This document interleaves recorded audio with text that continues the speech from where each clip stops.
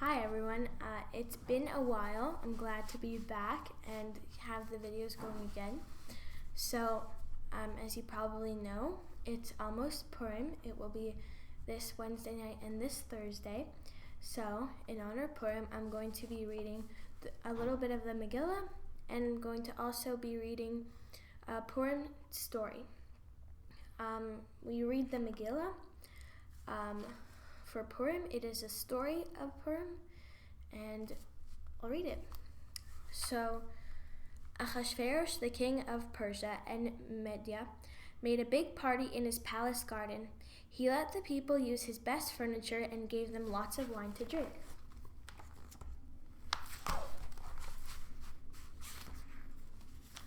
The king sent servants to bring Queen Vashti. He wanted to show all the people how beautiful she was, but she said no. The king became very angry and he wanted to punish Vashti. He asked his 7 wise men what to do.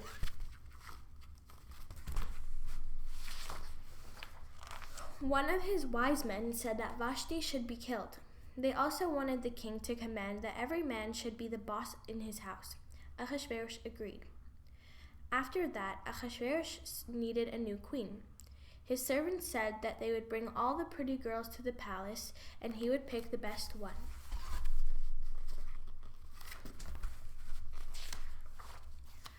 There was a great tzaddik named Mordechai. His cousin Esther was taken to the palace, but Mordechai told her not to say she was Jewish. Esther's cousin Mordechai used to walk by the palace every day to find out how she was.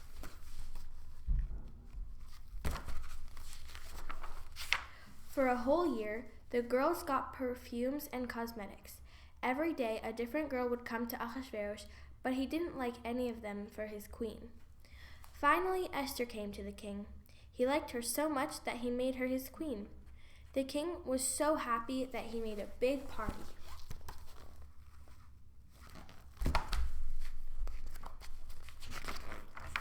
One day, Mordechai heard 2 soldiers planning to kill the king. He told Esther. She told the king. They wrote in his record book that Mordechai had saved his life. Ahasuerus had a wicked servant named Haman. The king made Haman his chief officer and said that everyone must bow down to him.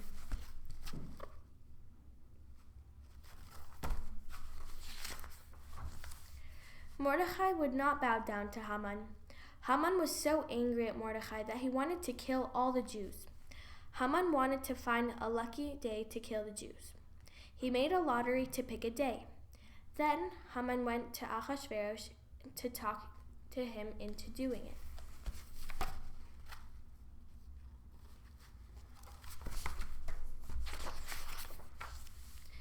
The king let Haman make a new law that all Jews should be killed on the 13th day of Adar. Then he sent letters to all the king's countries to tell everyone about it. Ahasuerus and Haman were so happy that they sat down to drink lots of wine. But the Jews did not know why such a thing should happen to them.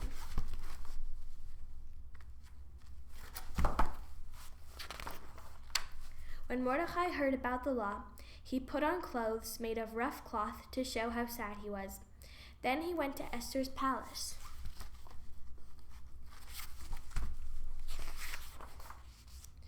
Esther's maids told her about Mordechai. She sent someone to talk to him.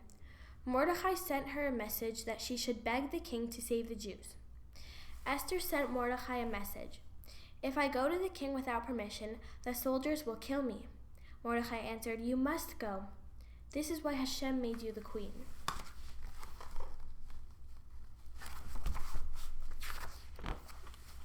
Esther said she would risk her life to help her fellow Jews, but only if they fast and pray for her for 3 days. She and her maids would fast too.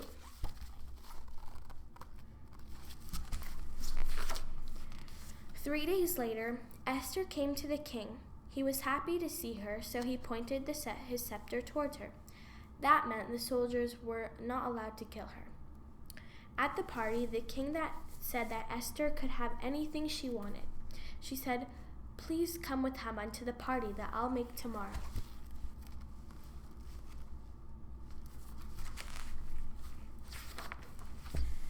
Haman was happy and proud.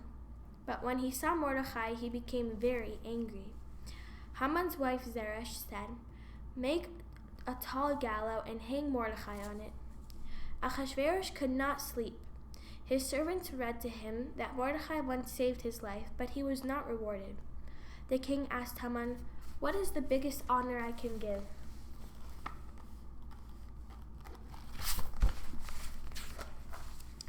Haman answered, "Have someone lead him through Shushan riding your horse and wearing your robe." The king said, "Do that for Mordecai the Jew."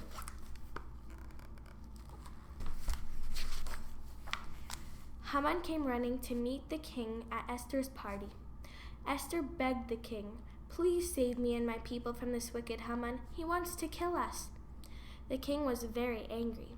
Harvona said that Haman had made a gallows for Mordecai. The king said, "Hang him on it." Then he gave Haman's property to Esther.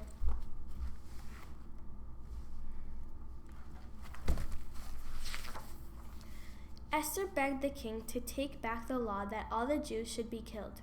He said that the law could not be taken back, but Esther and Mordecai could add to it. Mordecai wrote a new law saying that Jews were allowed to kill their enemies on the 13th of Adar.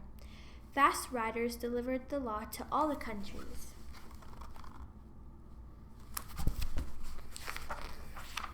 Ahasuerus dressed Mordecai like a king, and the Jews in Shushan were very happy. The Jews were respected, and they became the masters of their enemies.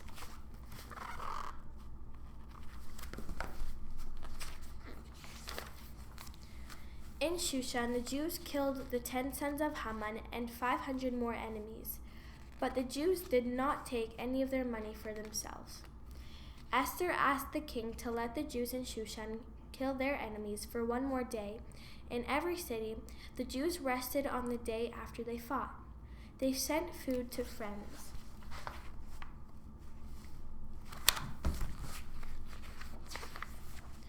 Mordecai told the Jews to make a holiday every year. It was called Purim because Haman's lottery was called Pur. We feast, give food to friends, and gifts to the poor. Esther asked that the Purim story be written in the Tanakh. Mordecai became the king's chief officer. He did everything he could to help the Jews, and they loved him.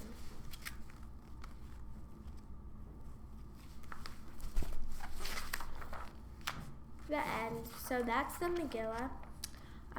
So when we go to shul, maybe we won't be able to go this year because of COVID, but most years you go to shul and there's someone who reads the Megillah. That was a summary, but there's a full story in detail. So if you want to look at that, you can ask someone for a Megillah and they can give you some. So now I'm going to be reading a Purim story. So this Purim story is called Cakes and Miracles. It's a Purim tale. It is written by Barbara Diamond Golden and illustrated by Erica Wise. So it looks like this, and let's read it.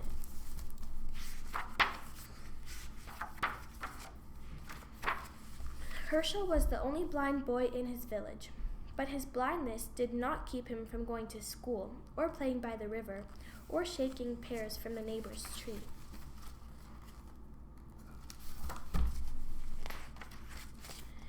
"You scamp," his mother Basha would say. "Don't I have enough work to do without washing the mud off your pants or bringing cakes to Reb Shimel, who threatens every day to kick you out of school?" Herschel behaved in school when the boys chanted from the Bible. It was when they practiced their writing that he grew bored. That was when he would pull out a frog from his pocket and let it loose in the classroom. Oh, how he loved to hear the other boys laugh at poor Reb Shimel, who jumped up and down and danced around the frog.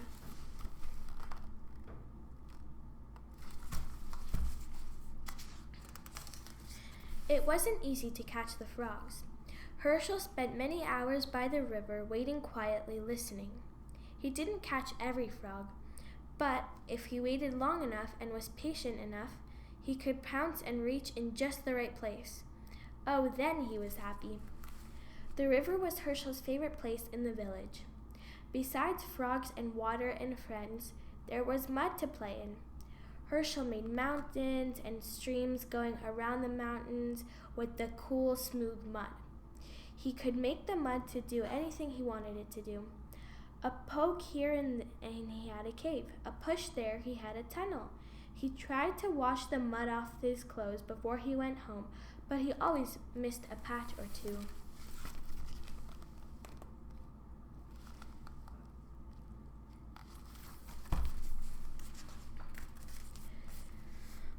You have to go to the river and get all muddy, Basha would say when he came inside. If you had eyes, you could see all the mud on your clothes. Herschel winced.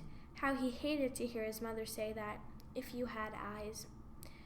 And he did not mean to make extra work for her. It was true. Ever since his father died, she was busy enough doing a little bit of this and a little bit of that to feed and clothe the two of them. She sewed, she cleaned, she cooked, she baked. Especially in early spring at Purim time, she baked. Then the three-cornered fat cakes called hamantaschen, filled with prunes or poppy seeds, sold well in the marketplace. On Purim day, back and forth, the children carried plates filled with hamantaschen and other treats. From this house to that house, they carried the gifts that were sweet reminders of the joyful victory of good over evil long ago in the city of Shushan in Persia. This year, maybe I can sell enough hamantaschen to buy 2 more chickens or even a milk cow, Basha said hopefully. This year, maybe I can help you with the cakes, said Herschel. This year, maybe you can fetch the water and bring in the kindling, answered Basha. A person needs eyes to shape the dough. Now go. A person needs eyes, Herschel mumbled to himself as he did his chores. Can I help it if I have eyes but do not see? He carried a big stack of wood into the house.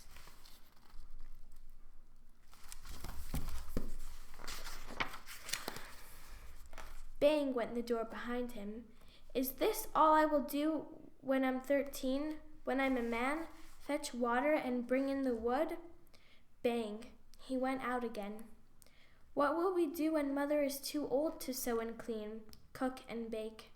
Bang, bang. Enough, said Basha. Enough, Herschel. Now go to sleep. We have a lot to do tomorrow. It's the day before Purim. Herschel stumped off to his bed. And what about a good night for my son? Basha asked softly, holding her arms out. Good night, Mama, he said. He gave her a peck on the cheek. How could he stay angry with a mother who cared for him so?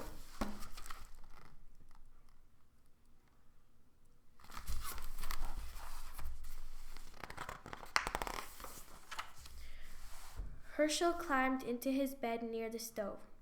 After he said his bedtime prayer, Shema, he added a prayer of his own. If only I could see. If only I could help my mother, he whispered. Really help her. That night Herschel had a dream. In his dream he saw the most beautiful winged angel descending a sparkling ladder. The angel bent down toward Herschel and spoke.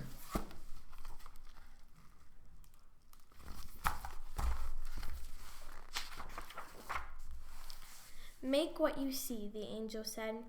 Herschel protested to the angel, but I don't see. I haven't been able to see since I was sick. The doctor from Kotsk said I will never see again. You see when you close your eyes. You see in your dreams, the angel answered. It's true. I can see in my dreams, Herschel whispered. Herschel awoke and the angel was gone, but he remembered what the angel said. Soon he heard his mother stoking the stove. Mother, he called out, good news. The doctor from Kotsk was wrong. I can see, in my head, and I can help you with your cakes. Herschel, Herschel, said Basha, shaking her head. You wish you could see. I wish you could see. But how can a blind boy see?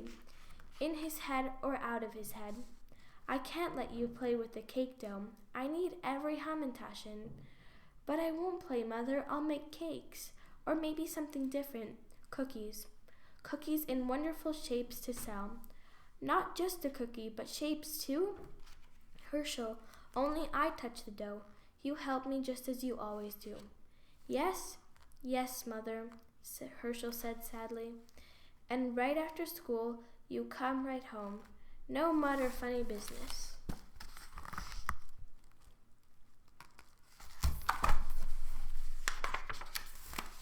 After school, Herschel did his chores. He fetched, he carried, he cleaned pans while his mother mixed and rolled and cut and baked. At nightfall, Basha said, "I'll leave this batch of dough to roll and cut in the morning, Purim morning." And they went to synagogue to hear the chanting of the Megillah, the story of Queen Esther. Herschel did not forget his noisemaker. Every child had one. Some were made of wood and as big as kitchen tables. Some were just two rocks to hit together or a shoe to bang on the floor. And every time the rabbi chanted the name of the villain Haman, his voice was drowned by the shaking, rattling, bellowing, and stamping. What fun Herschel had!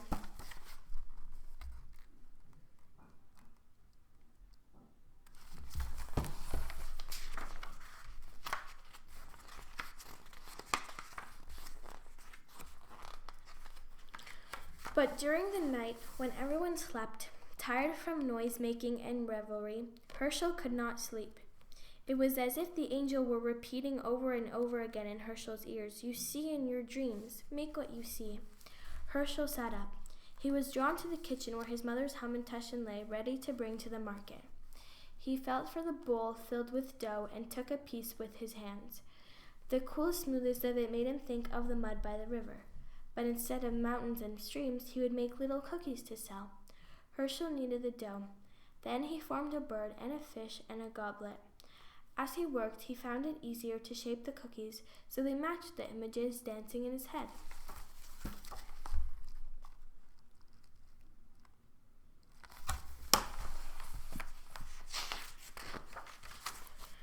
As the night turned to day, his mother awoke. "What are you doing, Herschel?" she demanded. "I told you not to play with the dough. You'll ruin it."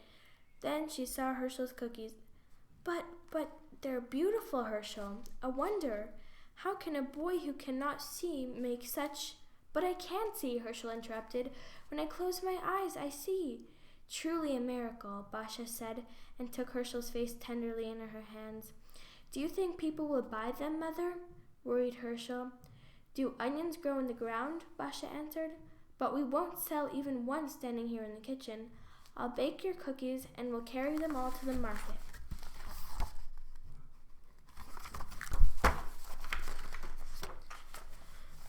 The market was already a busy place, even busier than usual. Herschel could smell the familiar odor of herring and pickles, bread and cheeses. He could hear the chickens cackling and the vendors calling out. But today there were new sweet smells coming from the tables loaded with Purim treats, the honey cakes, the bottles of syrups, pears, wines, the hamantaschen shaped like Haman's three-cornered hat. Happy sounds, laughing sounds, teasing and joking sounds floated around, in and out and over the chickens' cackles and the vendors' calls. Herschel and Basha set out their baked goods.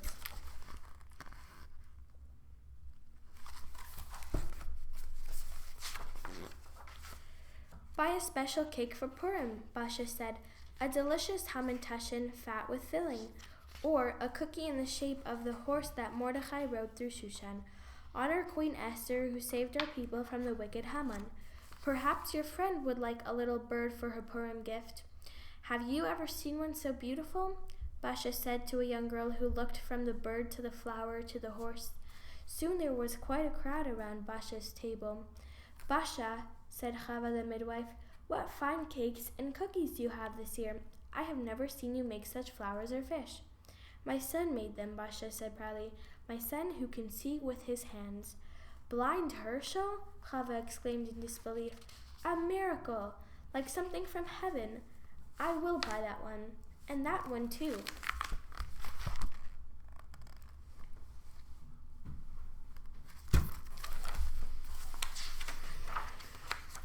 Fagi the belt maker wanted 4 cookies, and Liba the feather picker wanted 3. Even Beryl the baker bought a cookie, the last one. He pinched Herschel's cheek as he walked by. "You'll be a talented baker someday," he said. "Come talk to me." "You're a Herschel," his mother turned to him. "Did you hear what Beryl said? You're a talent. It's not every day a nice word like that comes from his mouth, and every hamantashen, every cookie is gone." "It's true, Mother?" Herschel asked. Everyone sold? Herschel couldn't see the table, but he could feel the excitement all around him. Purim excitement, cookie excitement, talent excitement. And in his head, he could see himself as a man, a baker perhaps, with bowls of flour all around, or a carpenter, or a shoemaker, or a toolmaker. Oh, how happy Herschel was. Suddenly, the words of a Purim song jumped into his head, and he couldn't shake them out.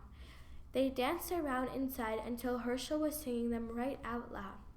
"What a happy holiday! What a happy holiday! We dance and sing and make some noise and eat our hamantashen." Picking up the tune again, Herschel added, "And the cookie."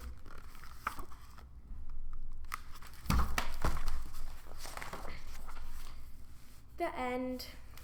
So that was this book and the Megillah summary. I hope everyone enjoyed, and I hope to see everyone soon in shul. Hopefully soon the COVID restrictions can be lifted a little higher and we can go back. And I hope everybody has an amazing Purim and an amazing Shabbat. And I will maybe make another one of these videos soon. Bye.